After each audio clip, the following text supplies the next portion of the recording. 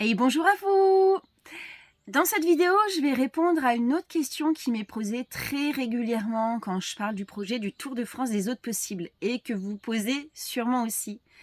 C'est: mais comment est-ce que tu trouves les contacts à interviewer? Alors, c'est une super question. Je vais répondre de plusieurs façons.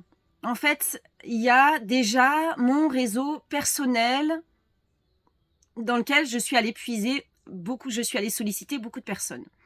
Voilà, donc des amis, des professionnels que je côtoie, de la famille. Voilà, il y a déjà beaucoup de personnes que vous allez retrouver dans les témoignages sur cette chaîne du Tour de France des autres possibles, qui sont tout simplement des personnes que je connais, des proches.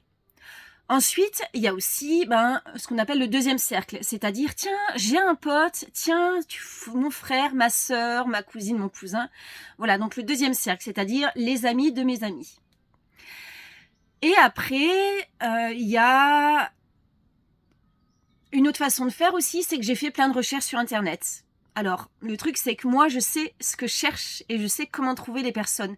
Et je sais aussi, alors je peux me tromper évidemment, mais je sais aussi sélectionner à distance ceux que je vais aller voir et puis ceux qui vont moins rentrer dans des personnes que j'ai envie d'aller rencontrer. Donc pour ça, je regarde les sites internet, je fais des recherches internet. Ça me permet de chercher à distance. Quand j'arrive sur un territoire, quand je sais que je vais arriver sur un territoire et qu'il y a une personne que j'ai rencontrée ou avec qui j'ai pris contact qui me dit OK, aussi je lui demande si dans son réseau elle n'a pas des personnes qui correspondraient à, et puis je lui lis en général toutes les thématiques que je recherche. Voilà, donc souvent ça marche bien comme ça aussi. Et puis le fait d'arriver avec la référence de telle personne, ça m'ouvre aussi des portes. Ça, c'est quand j'arrive à distance. Ça, c'est tout le travail, à distance. Quand j'arrive sur place, en fait, les gens qui m'ont dit OK, ils me connaissent pas, ils n'ont pas toujours confiance, ils n'ont pas toujours des idées, ils n'ont pas réfléchi non plus. Sur le moment, ils ont dit oui, c'est chouette, on fait l'interview, on se rencontre et tout ça.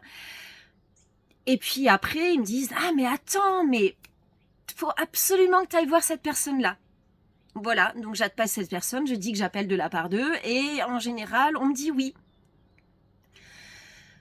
Voilà, donc c'est... Ah si, il y a encore un cinquième moyen pour moi de contacter des gens. J'y pense parce que la vidéo que je suis en train de tourner, c'est comme ça. C'est parfois, je suis en train de scroller et puis il y a mon téléphone qui me propose quelqu'un. Et je suis là, waouh, trop bien. Voilà, donc cette personne-là, elle correspond tout à fait aux personnes que j'ai envie de faire témoigner.